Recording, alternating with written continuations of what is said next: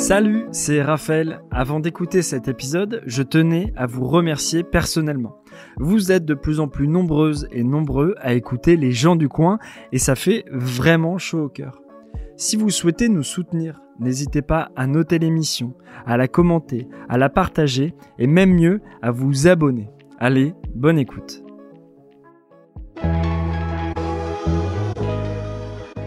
Beaucoup de gens n'ont pas forcément l'intention d'avoir de la sexualité dans ce milieu-là, mais une fois qu'on a mis le pied dedans, on apprend une autre manière d'interagir avec les autres. Avant, j'étais énormément dans mon mental et j'avais à peine conscience que j'avais des émotions et un corps. Et je pense que ce milieu-là m'a aidé à me connecter à mon corps, à le développer, à faire tout un travail émotionnel en lien avec les autres, mais beaucoup plus profond que cela, y compris juste avec moi-même.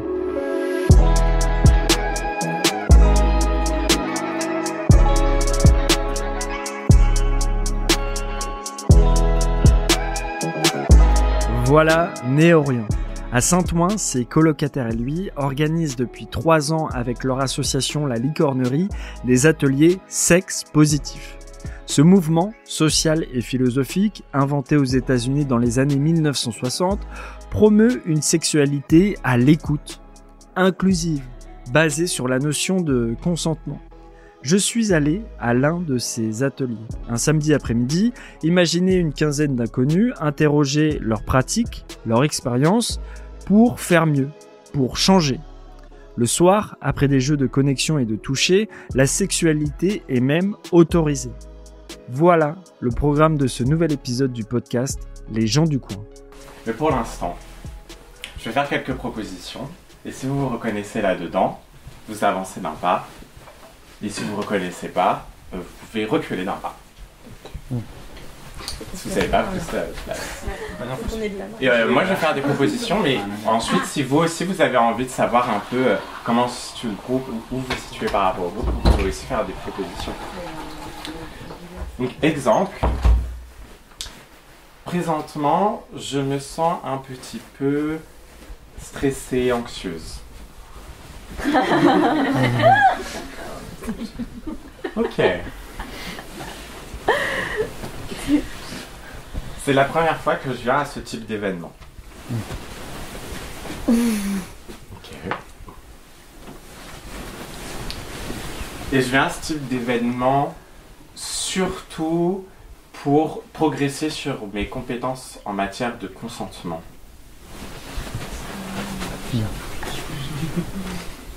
Est-ce que tu peux te présenter ? Moi, je m'appelle Néo, pronom il, et je suis membre de la Licornerie. C'est assez inouï d'avoir une colocation qui s'intéresse à ce sujet-là.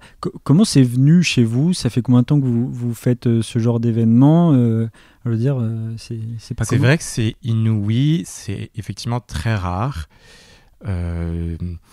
Ça nous est venu parce que nous avons une expérience du milieu sexe positif et pour ma part j'ai adoré. Ça a beaucoup permis de faire évoluer ma vie. Ça m'a changé, ça m'a fait évoluer et j'ai voulu faire découvrir aux autres aussi un tel espace. Et créer une colocation sexe positive en région parisienne, c'était un bon moyen de pouvoir toucher les gens relativement facilement. Il y a beaucoup de néophytes, à mon avis, qui vont nous écouter. Est-ce qu'on peut décrire ce que c'est le mouvement ? Alors, est-ce que c'est un mouvement sexe positif ? Oui, c'est un mouvement féministe qui a émergé dans les années 60 afin de repenser les codes sociaux, notamment de les recentrer autour de la culture du consentement par opposition à la culture du viol qui a cours dans nos sociétés. Donc c'est des espaces qui cherchent à maximiser la sécurité, le consentement, tout en laissant place à explorer sa sexualité, mais pas forcément seulement ça. Moi je m'appelle Néo, pronom il. Je te laisse présenter. Nathalie, pronom elle. Voilà, donc qui est Angel. Moi je suis là pour en soutien émotionnel Est-ce qu'il est possible que pendant l'après-midi, la soirée, vous soyez traversé par des émotions qui sont toutes les bienvenues et si vous avez besoin à un moment ou à un autre d'être accompagné pour vivre ces émotions, je suis là prioritairement pour ça, pour vous écouter, pour vous, ou juste pour vous accompagner de ma présence. Et le dernier geste, c'est les paillettes. Envoyer de l'amour, du soutien, des paillettes. C'est quoi la différence avec ça? Ça, c'est les applaudissements. Des applaudissements silencieux. Ouais. Les paillettes, c'est du soutien. C'est quelque chose de plus féerique. Exemple, hier soir, il y a une situation compliquée pour moi. Et pour la première fois, je suis trop fière de moi, j'ai réussi à poser mes limites. Alors que des applaudissements, c'est un peu bizarre. Ouais, aussi. Ça pourrait le faire aussi. J'avoue, c'est un peu. Moi, c'est Raph. J'ai 30 ans et je viens de la campagne vers Lyon. Toi, pourquoi t'es venu ici comment t'en es arrivé là? Moi, c'est d'abord le milieu sexpo qui me... J'en entends parler depuis un moment et ça m'intéressait de découvrir ce qui s'y passait. Je sais que c'est un milieu dans lequel on pose un cadre et on... Voilà, il y a des ateliers comme ça, il y a des événements, je savais pas trop ce que c'était et ça me faisait envie de découvrir. Et je trouvais ça rassurant aussi de passer par un atelier consentement déjà pour... cette notion, elle est importante pour moi, elle est importante à décortiquer et j'ai envie de me poser des questions sur mon consentement, sur le consentement des autres, de plus le prendre en compte dans mes interactions. Pourquoi il faut réapprendre le consentement? Pourquoi il faut le définir aujourd'hui? On a été éduqués dans une société où on l'a pas beaucoup pensé. Enfin, en tout cas, moi, dans mon enfance, c'était pas une notion dont j'avais conscience, quoi. Personne m'a parlé de consentement, clairement, avant les 5-10 dernières années. Et en plus, en tant que femme, c'est très difficile de savoir dire non, de savoir même quelles sont nos envies, nos limites. Et je trouve que ça vient un peu réfléchir au consentement, ça vient aussi bousculer tout ça et nous faire demander à nous-mêmes ce dont on a envie, quels sont nos désirs, quelles sont nos limites, quels sont nos besoins. Et je pense que ce genre d'atelier devrait être proposé à l'école, par exemple. Enfin, qu'on y pense dès le plus jeune âge, quoi. Ce serait au moins tout le monde aurait conscience de cette notion-là et pourrait le penser et on aurait peut-être des interactions un peu plus saines.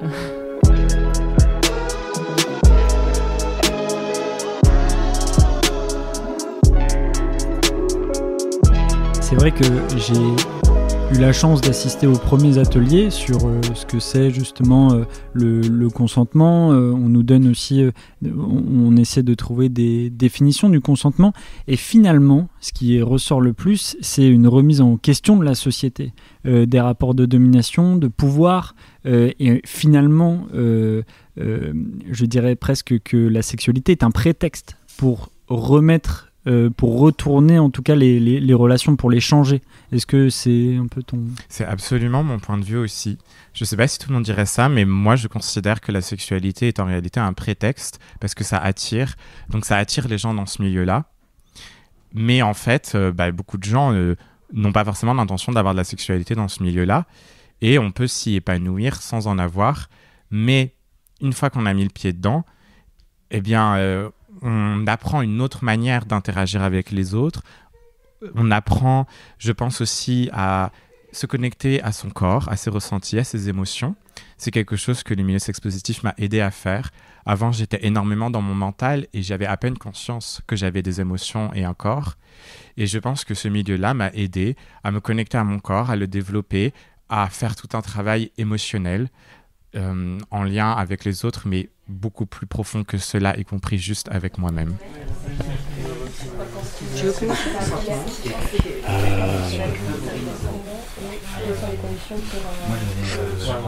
Pour moi, le consentement, c'est c'est sûr que la personne en face est complètement d'accord avec toutes les propositions qu'on peut lui faire, et réciproquement du coup pour soi c'est ça aussi quoi. Et être sûr que qu'elle ait bien compris, qu'elle soit en pleine capacité aussi de pouvoir refuser ou pas. C'est un peu ça quoi. Moi, je dirais que tu sais que tu as consenti à quelque chose quand, une fois que l'action est finie, quelque part tu regrettes pas. T'es pas en mode ah mais pourquoi j'ai fait ça. Ça je vais réfléchir plus loin à la définition du consentement. Je serai partie là-dessus. Moi c'est Léa, j'ai 32 ans. Qu'est-ce que vous venez chercher ici ? Plein de choses. Moi, je trouve que c'est hyper intéressant de pouvoir mieux me connaître et mieux connaître ma relation par rapport aux autres, de mieux comprendre mes besoins, mes limites, pas juste sur un consentement type sexuel, mais aussi dans la vraie vie. Savoir... quand on me pose une question ou quand on me propose quelque chose, savoir si j'ai vraiment envie de cette chose, et si c'est pas le cas, de savoir l'exprimer aussi. Et inversement, d'accepter qu'on me dise non sur des choses sans que je remette toute ma confiance en moi en cause. Voilà. C'est pas anodin d'arriver ici. Qu'est-ce qui t'a poussé toi à venir ? Moi, j'ai entendu parler du milieu via des vidéos, et du coup, ça m'intéressait je suis assez curieuse de nature, je suis assez curieuse des relations humaines aussi. Il y avait peut-être un attrait un peu intellectuel à la base, et puis finalement, je me suis rendu compte aussi de l'importance que ça pouvait avoir pour moi. Voilà. Qu'est-ce que tu as retenu là lors de ces ateliers, parce qu'on rappelle ça fait 5 heures depuis 13h30 jusqu'à 18h30, c'est tout un groupe, vous avez fait des ateliers à propos du consentement. Qu'est-ce que tu as retenu ? De façon générale, je trouve que c'est bien de faire des ateliers pratiques, parce que le consentement, on en parle peut-être de plus en plus en théorie, mais sans faire de pratique, je trouve que en fait, on a une partie du truc, mais en fait, on n'arrive pas forcément à l'utiliser dans la vie quotidienne.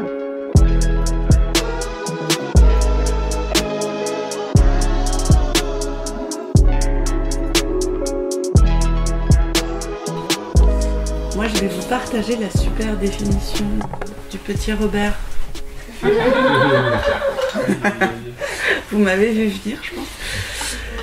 Donc, le petit Robert nous dit que le consentement, c'est l'acquiescement donné à un projet et la décision de ne pas s'y opposer. On voit que le petit Robert a bien bossé la notion. Il y a beaucoup ce concept de s'entraîner, parce que ce n'est pas un réflexe, parce qu'on ne l'a pas appris comme ça. Il faut peut-être maintenant parler un petit peu de l'éducation différenciée de genre. On a tendance à éduquer les petites filles à être gentilles, à être à l'écoute, à obéir, à ne pas prendre trop de place. Et on a peut-être tendance aussi on a tendance dans une société patriarcale à enseigner aux petits garçons et à les éduquer, à leur enseigner à ne pas montrer leurs émotions, sauf peut-être la colère, à ne pas pleurer, à prendre de l'espace, à prendre la parole, à s'imposer, à insister, y compris dans les rapports de séduction. C'est quelque chose qu'on voit beaucoup, enseigner vraiment à chasser, à insister. Donc ensuite, ce n'est pas si étonnant que ça qu'il y ait d'importants problèmes de consentement dans la société. Et c'est pour ça qu'on essaye de déconstruire ça, oui. Voilà, dans le cadre du consentement, par exemple, c'est ce qui va t'amener à pas forcément oser respecter ce que tu veux réellement. C'est typiquement, par exemple, ça peut être quand il y a un ascendant, quand on se sent forcé pour X raisons et qu'il y a un truc qui fait en fait que finalement on a dit oui alors qu'en fait c'était non. Ok, d'accord. Ouais, ok, j'ai compris. J'étais un peu... Ouais, ok.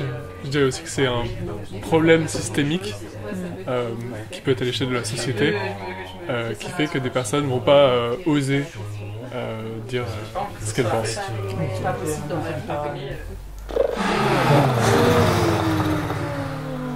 Une troisième. Et expire, on sort un son et un mouvement.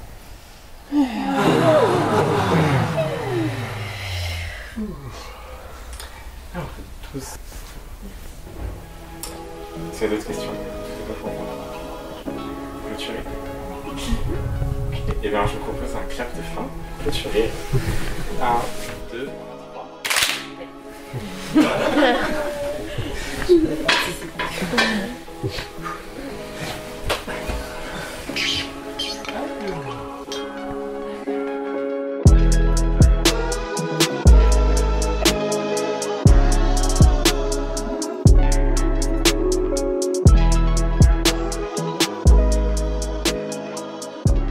Là, après, il va y avoir une soirée. Tu y participes ? Oui. Qu'est-ce que tu attends d'être dans ce lieu-là à 20h30 ? Qu'est-ce qui va se passer ? Est-ce que tu peux nous décrire ? Je ne sais pas. Je suis venue en sachant qu'il y avait notamment l'atelier consentement. Ça me parlait. Voilà, j'ai compris un peu ce qu'on allait y faire.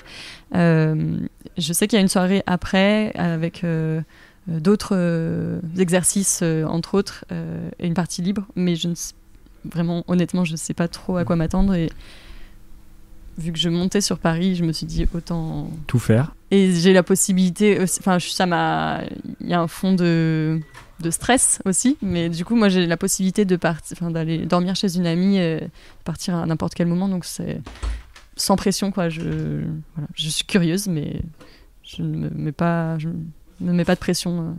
Il y a une partie maintenant sur la sexualité, c'est à 20h30 pétante. Je m'attends à rien de particulier parce que j'ai jamais fait cet atelier ici. Mais disons que comme j'en ai fait d'autres, je vois un petit peu le genre de choses qui est proposé. Donc en général, donc on a un retour au départ, on reparle des règles de consentement parce que c'est quand même la base, c'est d'avoir une sexualité avec le plus possible de consentement et dans un environnement le plus sécure possible. Enfin, je dis le but, c'est d'avoir une sexualité, pas forcément, parce que justement, la base du consentement, c'est aussi de pouvoir arriver, ne rien faire du tout comme interaction. C'est tout à fait possible aussi. Et en fait, en général, l'idée, c'est que les facilitateurs, enfin les personnes en tout cas qui présentent l'atelier, amènent les gens à des interactions progressives pour que petit à petit, si les personnes souhaitent aller vers de la sexualité, ça se fasse plus ou moins naturellement et avec moins de gêne et aussi être à l'aise pour le faire. Et je pense que aussi être à l'aise, c'est une base pour le consentement. Donc des ateliers pratiques progressifs pour rentrer éventuellement dans une sexualité si on le souhaite. Et concrètement, la question peut paraître un peu crue, mais il y a des personnes qui peuvent avoir une relation sexuelle à côté d'autres qui discutent. Enfin, comment ça se passe ? Ouais. C'est pas tout de suite le cas, mais en fin de soirée, il y a une pratique libre, une fois que le cadre est bien mis et que les gens se connaissent un petit peu plus, où effectivement on peut avoir de la sexualité à ce moment-là. On a une playroom, donc un endroit avec plein de matelas, et donc les personnes qui souhaitent avoir de la sexualité, en général c'est dans une playroom, donc sur ces matelas, et il peut y avoir effectivement à côté des gens en train de discuter, mais il y a toujours un autre espace aussi qui est un peu... couper de la sexualité, parce que l'idée c'est de pas non plus imposer de la sexualité à des gens qui n'ont pas forcément envie de le voir à ce moment-là. Donc en fait il y a une zone canapé pour les gens qui voudraient juste se reposer ou dormir sur le canapé, ou alors discuter d'autres choses qui n'a rien à voir, ou voilà. Qu'est-ce qui va se passer à 20h30 ? Est-ce que vous pouvez dévoiler les premiers éléments ? Il va y avoir beaucoup de jeux de connexion. Le principe étant de connecter les gens entre eux, et pas seulement à un niveau mental, à un niveau émotionnel, créer vraiment des liens via ces jeux de connexion. Et par la suite, il y aura des jeux qui impliquent le toucher, en rappelant toujours aux personnes vraiment que rien n'est obligatoire, tout n'est qu'invitation, et de vraiment s'écouter pour faire ce qui est juste pour elles. Et dans ces jeux où le toucher est impliqué, par la suite, il y a une partie libre. Et lors de la partie libre, la sexualité est autorisée dans une pièce, mais en rien obligatoire ni indispensable pour passer une bonne soirée, car la soirée est vraiment conçue pour que tout type de connexion soit satisfaisante en soi. Et il y a également une autre pièce où la sexualité n'est pas autorisée. C'est plutôt de la discussion, un endroit pour se retrouver avec soi-même, pour prendre du recul et sortir de l'intensité.